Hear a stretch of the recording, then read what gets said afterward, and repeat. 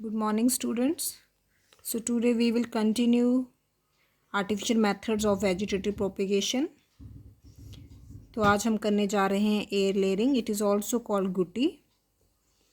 तो इससे पहले हमने जो लेयरिंग की उसके जैसे हमने सिंपल लेयरिंग, सर्पेंटाइन लेयरिंग या टिप लेयरिंग, तो उन सब में हमने देखा कि जो हम प्लांट की जो ब्रांच होती थी उसे हम डाउनवर्ड करते थे और फिर सॉइल में डालते थे. लेकिन यहाँ पर ए लेयरिंग में क्या है कि जो प्लांट की ब्रांच है वो इंटैक्ट रहेगी, वो प्लांट के साथ ही जुड़ी रहेगी और फिर हम उसमें लेयरिंग करेंगे. So it is called air layering. जैसे लिखा है कि a healthy woody aerial shoot well above the ground level is selected. हमने क्या करना है कि प्लांट की एक शूट को हमने सिलेक्ट कर लिया, ठीक है, उसकी एक ब्रांच को, स्टेम को हमने सेलेक्ट कर लिया. फिर उसमें हम क्या करेंगे, 3 से 5 सेंटीमीटर तक जो है उसकी बार्क को रिमूव कर देंगे. ठीक है, बार्क क्या है, जो अपर लेयर है उसकी स्टेम की, उसको हम रिमूव कर देंगे. ठीक है, और फिर उस पोर्शन पे हम उसको प्लास्टर कर देंगे. उसके बाहर लेयर लगाएंगे. हम लेयर लगाएंगे हम किसकी, ग्राफ्टिंग क्ले की, जो कि मिक्सचर होती है हे, काउडंग और क्ले की 1:1:2 के रेशो में विद वाटर के साथ. यानी कि हम इसमें क्या करते हैं, पानी के साथ एक हम काउडंग लेते हैं, गोबर लेते हैं, क्ले लेते हैं और हे क्या है आपका, जैसे जिसको हम भूसा भी बोलते हैं, जो आपके अनाज जब करता है फसल तो उसमें जो वेस्ट बचता है ना भूसा, उन सब को, इन तीनों चीज़ों को हम 1:1:2 के रेशो में पानी के साथ मिलाते हैं. और साथ में इसमें हम कुछ क्वांटिटी जो है आपके रूट प्रमोटिंग जो हार्मोन्स होते हैं, ऑक्सिन्स, वो भी इसमें हम ऐड करते हैं. तो इस तरह से ये जो पेस्ट बनता है, क्ले जो बनती है हमारी, उसको हम उस जो डी बार्क जहाँ से हमने बार को हटाया उस पोर्शन पर हम इसको इस तरह से पेस्ट बनाकर उसको रैप कर देते हैं और बाहर से हम उसमें पॉलीथीन लगा देते हैं. तो कुछ टाइम बाद क्या होता है कि उस एरिया में, उस पोर्शन में आप देखेंगे कि एडवेंटेशियस रूट्स आ जाती हैं.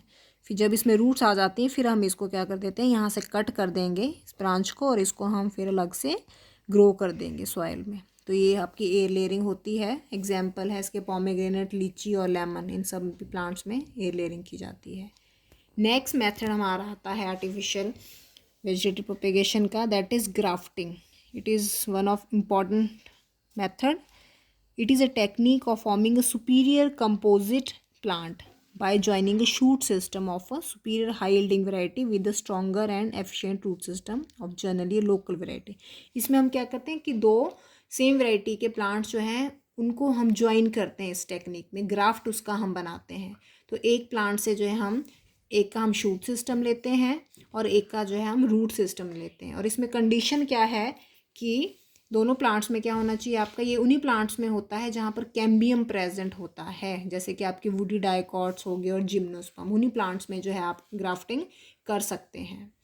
और जिस प्लांट से हम क्या करते हैं, शूट को सिलेक्ट करते हैं, शूट सिस्टम स्टेम वाला पोर्शन लेते हैं, दैट इज कॉल्ड सियॉन.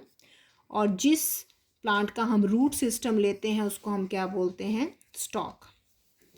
तो जैसे आप यहाँ डायग्राम में भी देख सकते हैं कि जैसे आपका प्लांट है, ठीक है, तो इस अभी ये प्लांट है तो ऑब्वियसली रूट्स तो इसी प्लांट्स में लगी होंगी, तो ये आपका स्टॉक होगा. इसके ऊपर हम क्या करेंगे, दूसरे प्लांट से उसकी स्टेम को काट कर इसमें ज्वाइन करेंगे, ग्राफ्ट बनाएंगे. तो इस वाले पोर्शन को हम सियॉन बोलते हैं.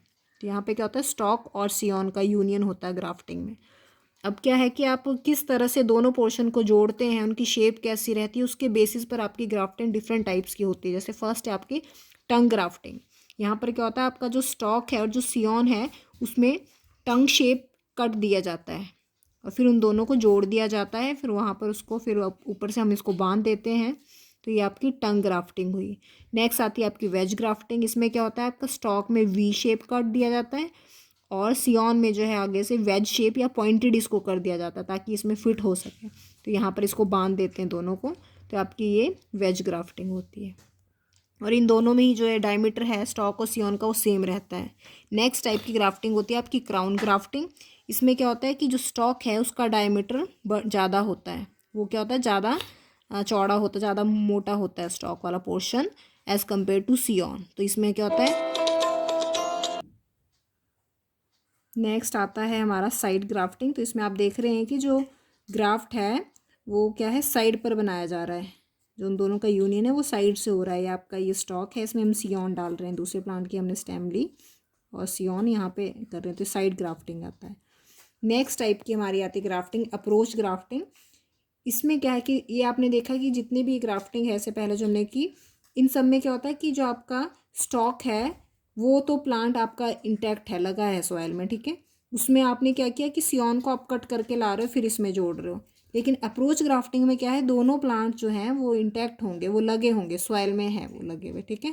तो यहाँ पर हम क्या करते हैं कि आपका ये स्टॉक है, यहाँ पर हमने दूसरे प्लांट को उसके पास लाए, हम अप्रोच किया, हमने उसके पास लेकर आए, नज़दीक लेकर आए, और इन दोनों को जो है हमने यूनियन कर दिया, बना दिया, इनको टच कर दिया इस तरह से, और उससे क्या हो गया कि ये जोड़ दिया और फिर यहाँ पर जो है ग्राफ्ट बन गया ये। बाद में हम इसको यहाँ से कट कर लेंगे। एक और डायग्राम मैं आपको दिखाती हूँ इस तरह से। देखो यहाँ पे ये क्या है, ये सियोन है, ये रूट स्टॉक, स्टॉक वाला पोर्शन जो है, सियोन को आप लेकर आए हैं स्टॉक के पास, ठीक है। और यहाँ पर इनको हमने इस तरह से बांध दिया। इसमें क्या करते हैं, दोनों में जो है हम थोड़ा थोड़ा कट लगाते हैं और फिर इन दोनों को हम बांध देते हैं। ये हमने यहाँ पर बांध दिया और फिर उसके बाद जो है आपका ये रूट, अब हमने क्या कर दिया कि अब हमने सियोन को यहाँ से जो ये वाला पोर्शन था, ये वाला प्लांट हमने हटा दिया, इसको यहाँ से हमने कट कर दिया। रखो देख सकते हैं यहाँ पे सिर्फ हमने वो वाला सियोन का वही वाला पोर्शन रखा जो हमने जोड़ा था, जो हमने ग्राफ्ट किया था। बाकी प्लांट हमने पूरा यहाँ से कट करके हटा दिया है इससे, ठीक है। और रूट स्टॉक में भी जो आपकी एक्स्ट्रा ब्रांचेस थी और वो भी हमने सारी कट कर दी हैं बाकी, ठीक है। वो सिर्फ हमने इतना वाला पोर्शन इसको रखा है। तो ये आपका नया प्लांट यहाँ से लगेगा, रूट स्टॉक के ऊपर लगेगा आपका ये न्यू सियोन लिखा है ना, ये इस तरह से। तो ये आपकी अप्रोच ग्राफ्टिंग कहलाती है। नेक्स्ट आती है आपकी बड ग्राफ्टिंग। बड ग्राफ्टिंग भी जो है उसमें क्या करते हैं, हम बड को लेकर आते हैं। जैसे हम सियोन में पूरी ब्रांच एक लेकर आ रहे थे, यहाँ पर हम क्या करते हैं, किसी दूसरे सुपीरियर प्लांट से हम बड लेकर आते हैं और स्टॉक में हम एक टी शेप उसमें उसकी बार को रिमूव करते हैं यहाँ से, और टी शेप उसमें एक कट लगाते हैं और उस बड को जो है उस टी शेप कट के अंदर जो है फिट कर देते हैं, ग्राफ्ट कर देते हैं, और बाहर से हम इसको बांध देते हैं। तो it is called bud grafting. Next method है आपका आर्टिफिशियल मेथड में आता है टिश्यू कल्चर या माइक्रो प्रोपेगेशन कहते हैं। तो टिश्यू कल्चर जो है आपके और यूनिट्स में भी इसको हम डिटेल में करेंगे, यहाँ पर सिर्फ हम एक इसका इंट्रोडक्शन कर रहे हैं कि टिश्यू कल्चर में क्या होता है कि हम प्लांट का कोई मेरिस्टेमेटिक पार्ट, जैसे रूट से मेरिस्टेमेटिक सेल ले लिए, आपके लीफ से ले लिए, स्टेम से ले लिए, उसको जो है हम एक पर्टिकुलर लैब्स होती हैं, टिश्यू कल्चर लैब होती हैं, उसके अंदर जो है उसमें फिर उसको कल्चर में रखते हैं और उससे जो हम नए प्लांट तैयार करते हैं। और ये टेक्निक जो है पूरी तरह से जर्म फ्री होती है। जर्म फ्री मतलब कीटाणु नहीं होते हैं इसमें, पूरे इस तरह से जर्म फ्री एनवायरनमेंट में ये टेक्निक्स की जाती है ताकि आपका जो प्लांट बने वो कैसा हो, आपका जर्म फ्री, उसके अंदर कोई वायरस या कोई डिजीज़ ना हो। तो उसको हम टिश्यू कल्चर टेक्निक बोलते हैं। तो दैट्स ऑल फॉर